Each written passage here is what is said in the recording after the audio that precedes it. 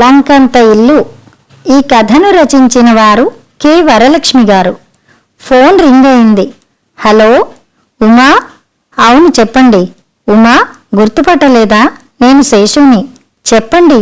ఏంటి చెప్పండి చెప్పండి అంటావు? ఈ అండి ఎక్కడి నుంచి వచ్చింది మధ్యలో? చిన్నప్పటిలాగా శేషు అనొచ్చుగా. మాట్లాడు ఉమా. ఏం మాట్లాడను? నా ఉత్తరం అందిందా? ఫోన్లో అన్నీ సరిగా చెప్పలేని ఉత్తరం రాశాను. ఈ పొడి పొడి ఊమాలేంటి? నీ ఉద్దేశం చెప్పొచ్చుగా. నువ్వు చాలా ఆలోచించుకుని టైం తీసుకుని ఆ ఉత్తరం రాశావు. నేను ఆలోచించుకోవాలిగా. ఏం ఆలోచిస్తావు? నీ బదులు కూడా నేను ఆలోచించి ఆ ఉత్తరం రాశానని నీకు అర్థం కావటం లేదా? నీకు గుర్తుందా చదువుకునే రోజుల్లో నేను నీ వెంట ఎలా తిరిగేవాడినో? హాహాహా, ఎందుకంత నవ్వొస్తూ ఉంది? ఏమీ లేదు. 70వ పడిలో చదువుకునే రోజుల ప్రస్తావన తెస్తేనూ నవ్వు ఆగడం లేదు.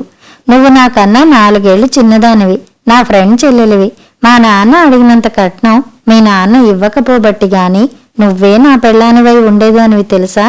అప్పట్లో ఇలా మాట్లాడేదానివి కాదు. మా క్లాస్మేట్ గోపాలంగాడన్నట్టు ముగ్ధ మనోహరంగా ఉండేదానివి. ఈ వయసులో ముగ్ధత్వము మనోహరము ఎక్కడి నుంచి వస్తాయి? ఎందుకు రావు? నేను బాగా లేనా ఫోటోలో? నువ్వు కూడా బావున్నావులే. ఆ మధ్య ఒక పెళ్లిలో చూశాను. నువ్వు బావుంటావులే. మొన్నటి వరకు నీ భార్య నీకు వండి పెట్టి చాకిరీ చేసింది కాబట్టి.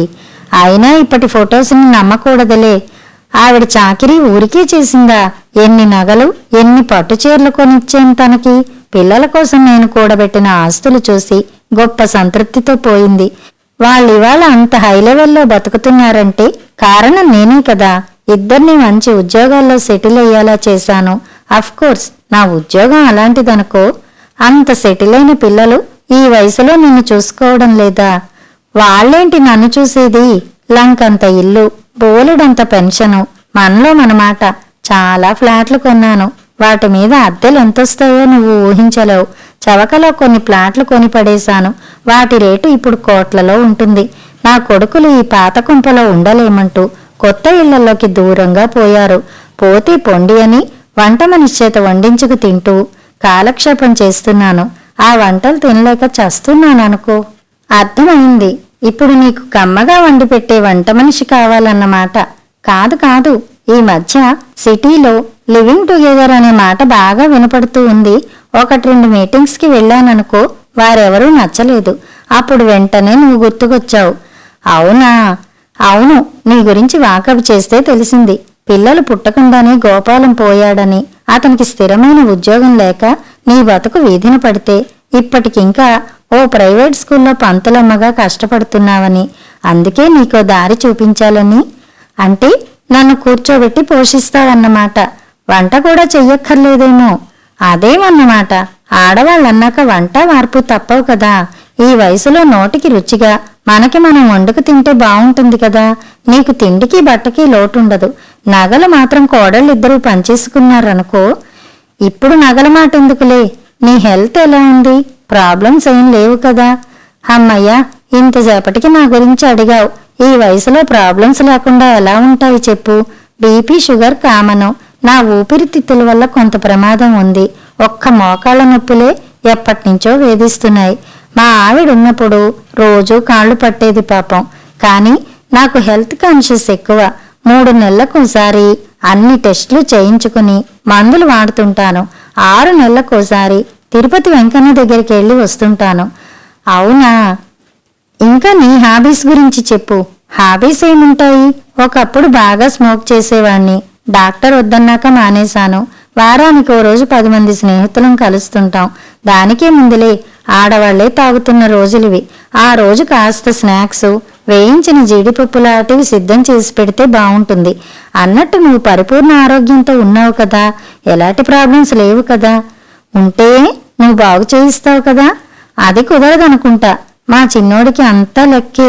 నాకెంత ఖర్చవుతుందో అంతా ఇచ్చి మిగతా పెన్షన్ డబ్బు పట్టుకుపోతాడు. అయినా నీకు పెన్షన్ వస్తుందిగా. ఏమంటావోనని ఇందాక ఊరికే అలా అన్నాను. కానీ గవర్నమెంట్ సర్వీసులో రిటైర్ అయి ఓపికంది కాబట్టి ప్రైవేట్ స్కూల్లో చేస్తున్నావట కదా. ఓహో, నా గురించి చాలా ఎంక్వైరీ చేశావే. నా ఖర్చులు నేనే పెట్టుకుని నీతో సహజీవనం పేరుతో సేవలు చేస్తూ ఉండాలన్నమాట. ఒకవేళ మీ అబ్బాయి పెన్షన్ మొత్తం పట్టుకుపోతే అప్పుడు నేనే నిన్ను పోషించాలన్నమాట. బావుంది, ఇంకా చెప్పు.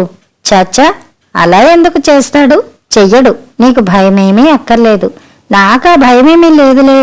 ఒక మనిషికి ఆ మాత్రం అన్నం పెట్టలేకపోను గాని అన్ని లెక్కలు చూసుకుని నీ చిన్నబ్బాయి అడిగితే నా గురించి ఏం చెప్తావు? కొత్త వంట మనిషి అనా? నువ్వు చాలా షార్ప్ ఉమా, అది నువ్వే చెప్పాలి. ఒకసారి ఏమైందంటే, నా భార్య పోయిన ఏడాదికి నా ఇబ్బందులు చూసి మా క్లాస్మేట్ మురళి లేడు, వాడొక సలహా ఇచ్చాడు. తనకు తెలిసిన ఒక పేద విడో ఉందని, చిన్న వయసులో ఉంది కాబట్టి ఓపికగా అన్ని పనులు చేసి పెడుతుందని. ఆమెను పెళ్లాడితే నా తదనంతరం నా పెన్షన్ ఆమెకి జీవనాధారం అవుతుందని నా కొడుకులిద్దరూ ససేమిరా అన్నారు. ఇన్నిన్ని ఆస్తుల్లో వాటా కావాలని అడిగితే ప్రాబ్లం అయిపోతుందని నాకు అనిపించింది. అందుకే అది వద్దనుకున్నాం. ఉమా, మాట్లాడవేంటి? ఏం మాట్లాడమంటావు? ఒక పేద అమ్మాయికి నీ తర్వాత ఒక జీవికను ఏర్పాటు చెయ్యలేకపోయావు. శేషు, దాని స్వార్థం అంటారని తెలుసా నీకు? అసలు ప్రాబ్లం అది కాదు కదా. మళ్ళీ పిల్లలు పుట్టొచ్చు, లేదా ఆ మనిషే ఆస్తి కోసం. ఇక ఆపు శేషు, అసహ్యం వేస్తోంది. ఆస్తి ఆస్తి అంటున్నావు. ఆస్తిని వెంట కట్టుకుపోయిన వాళ్ళెవరినైనా చూసావా? నా మీద కూడా నీకు నీ కొడుకులకే అలాంటి అభిప్రాయమే వచ్చి ఉండాలి కదా. మనది సహజీవనం కదా. అయినా నీకు ఈ వయసులో పిల్లలెలా పుడతారులే.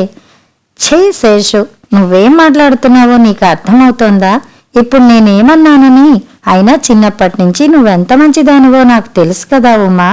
అందుకని నన్ను ట్రాప్ చెయ్యాలనుకున్నావన్నమాట. ఇది ట్రాప్ కాదు ఉమా, నీ మీద గుడ్ విల్. నా అంతటి వాడు నిన్ను నమ్మి ఇంత పెద్ద బంగ్లాలో చోటిస్తున్నాడంటే ఇది నువ్వెంతో సంతోషించాల్సిన విషయం. నీలో అమాయకత్వం ఇంకా అలాగే ఉంది. అందుకే నీకు అర్థం కావటం లేదు. ఇంకెవరినైనా ఇలా ఆహ్వానిస్తానా నేను? లివింగ్ టుగెదర్ మీటింగ్స్కి వెళ్ళావుగా, అక్కడెవరైనా నచ్చి ఉంటే ఆహ్వానించేవాడివేగా. లేదు లేదు, అప్పటికే నువ్వున్నావు నా మనసులో. మనసులో నేనుండి వేరే వాళ్ళని చూడ్డానికి వెళ్ళావన్నమాట. కాదు కాదు, నీ విషయంలో నా ఉదారత్వం వేరు. అయితే ఈ ఉదారత్వం వెనక్కు కూడా ఇంకేదో ఉందన్నమాట. ఇది నీకు నచ్చుతుందో లేదో తెలీదు. నా స్నేహితులు ఈ మాట నీకు చెప్పి తేల్చుకోమన్నారు. మా పెద్దవాడి కూతురు గిరిజ భర్త యాక్సిడెంట్లో పోయాడు. అతడొక నిలకడైన ఉద్యోగం చెయ్యక దాని బతికిప్పుడు గాలిలో దీపంలా ఉంది. నా రిక్వెస్ట్ ఏంటంటే, మనం రిజిస్టర్ మ్యారేజ్ చేసుకుందాం. కీడించి మేలించమన్నారు కదా. నాకేమైనా అయితే నా తదనంతరం నా పెన్షన్ నీ చేతికి వస్తుంది. కాబట్టి దాన్ని నువ్వు గిరిజకి ఇవ్వాలి. హారి ముసలాడా శేషు, నువ్వు నీ స్నేహితులు ఒక్కలాగే ఉన్నారే. ఏంటి, ఏమంటున్నావు? సరిగా వినబడలే. మరి నువ్వు చాలా సంపాదించి నీ కొడుకులకిచ్చావు కదా. భర్త పోతే మాత్రం ఆ అమ్మాయికి లోటేంటి? ఆడపిల్లలకి అలాగెలాగ దోచిపెడతాం? పెళ్ళై వెళ్ళిపోతే మీ ఇంటి ఆడపిల్ల పరాయిదైపోతుందన్నమాట. పోనీ తన కాళ్ల మీద తను నిలబడేలా చెయ్యొచ్చు కదా. అవన్నీ దానివల్ల కావులే. అంత చదువు తెలివి కూడా లేవు. అయితే మళ్ళీ పెళ్లి చెయ్యండి, లేదా తనకి నచ్చిన వాడితో జీవితం పంచుకోనివ్వండి. చిన్న వయసేనేమో కదా. ఎంత మాట అన్నావు? అలాంటివి మా ఇంటా వంట లేవు. మరిప్పుడు నువ్వు చెయ్యబోతున్నదేంటి? నేను మగోణ్ణి, ఏ వయసులోనైనా ఏమైనా చేయగల హక్కున్నోణ్ణి. శేషు, నువ్వు గురజాడ అప్పారావు గారి కాలంలో పుట్టవలసిన వాడివి. అవునవును, నాకు ఆయనంటే చాలా ఇష్టం. నీ మొహంలే. ఏంటన్నావు? మళ్ళీ వినిపించడంలే. అదే మంచిదిలే. నేను అడిగిన దానికి సమాధానం చెప్పలేదు. నా ఫ్యామిలీ పెన్షన్ గిరిజకి. Hello hello Uma, hello. లంకంత ఇల్లు ఆలోచించుకో మరి. నాకు లంకలు ద్వీపకల్పాలు వద్దులేసేషు. లంకంత ఇంట్లో ఉండి ఏం లాభం? మనసులు ఇరుకైపోయాక. నీకు తెలియని విషయం ఒకటుంది. నువ్వన్న ప్రైవేట్ స్కూలు, కాలేజీ, దానికి అనుబంధంగా ఒక వృద్ధాశ్రమం నేను నడుపుతున్నవే. గిరిజను మీరు చూడలేకపోతే నా దగ్గరికి పంపించు. కంటికి రెప్పలా చూసుకుంటాను. నువ్వు మరో లివింగ్ టుగెదర్ మీటింగ్కి వెళ్ళు. ఫోన్ కట్ చేసింది ఉమా. కథ సమాప్తం.